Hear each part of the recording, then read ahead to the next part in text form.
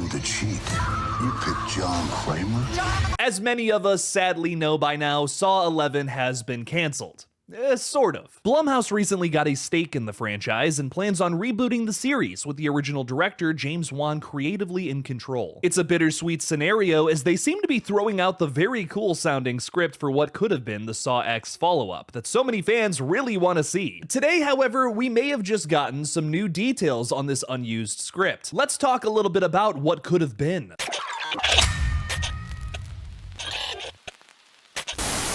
Hey everybody, I'm Killjoy Jake, and instead of having friends, I have horror movies. If you're excited for all things Saw, make sure to like this video and subscribe for more updates on the franchise to come. Also, the best way to support this channel is by becoming a Patreon supporter or channel member, where you'll get an exclusive weekly review and a bunch of other perks. Thank you to the members for your support. Now let's get into this video. So let's do a little bit of a refresher for those who haven't seen Saw X in a little while. The 10th entry in the franchise concludes with Cecilia Peterson, the evil charlatan doctor who tricked John Kramer, winning the final trap, barely surviving. A deleted scene from the film showed Cecilia escaping at the end, teasing her return for the next entry in this pseudo-prequel series. On top of that, the post-credits scene teases the return of Costas Mandylor as Jigsaw apprentice Mark Hoffman. He also delivers the greatest line in Saw history here. I call that epic bad luck. Okay, that's pretty good, but is it as good as this?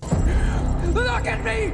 When you're killing me, you look at me! So these new leaked details come from a Twitter account called Saw Updates with the aid of someone named Scaryland, so take all of this with a grain of salt. While we can't prove that these details and plot points are things that actually were featured in the original Saw 11 script, they go pretty hard and are pretty convincing. It would break my heart a little bit if this is the movie we were supposed to be getting literally this month. Kicking this off, Mark Hoffman was allegedly supposed to be the main character this time around. I think it would have been really fitting if this was the start of a new Saw trilogy in the series that focused on a different character each time. Like, let's say Saw X was John's movie, this one could have been all about Costas Mandylor as Mark Hoffman, showing his backstory a little better than what we've seen in the previous installments. That was one of the biggest things I absolutely loved about Saw X that they definitely would have tried to replicate here in the sequel. That film focused all on John Kramer, showing you a more human side to the character, and also a little bit of a deeper dive into his relationship with the Stockholm Syndrome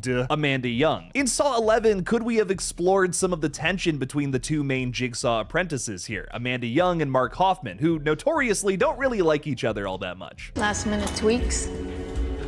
Told you, fuck with it. We've seen Amanda and Mark not really get along a few times in previous sequels, mind you, written by Marcus Dunstan and Patrick Melton. I think that totally would have been like a focal relationship of this new narrative. Maybe you should stick to the heavy lifting. Next up is that the main plot of the film would have centered on capturing Cecilia Peterson and the politicians revealed to have been fueling her father's illegal business. This makes a lot of sense based on what was already revealed about the script from the writer. Marcus Dunstan, one of the writers of Saw 11 and previous scribe of Saw 4 through 3D, said of the film back in June of 2024, "We're writing 11 right now, and Kevin Grudert is returning to direct. That's been since December, and that's one where it's got something new to say, and it's angry." So obviously that's not happening anymore because of the whole Blumhouse thing. I know, very sad, it's a major bummer. But if this one was going to have something new and angry to say, wouldn't it have still built off of the previous installment a little bit? Saw X builds upon what Saw 6 started, a bunch of commentary of the horrors of Big Pharma. The next natural step to take there with the commentary, target the greedy politicians that fuel that bullshit.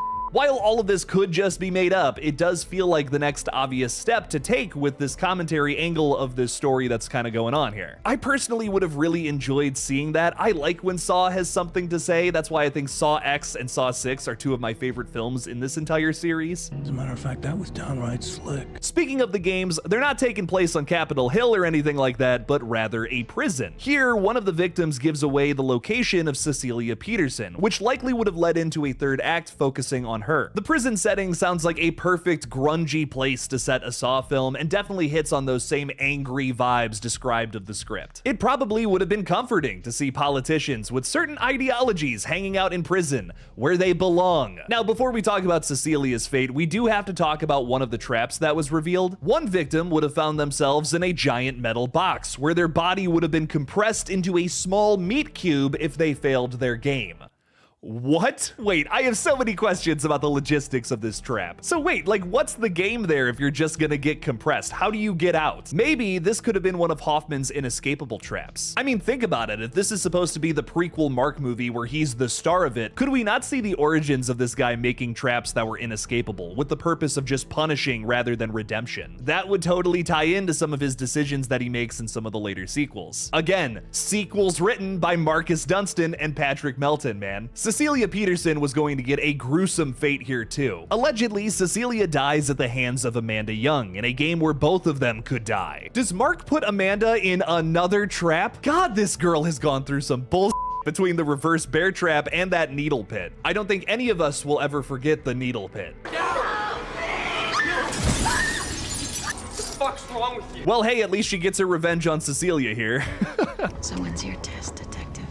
I don't need one.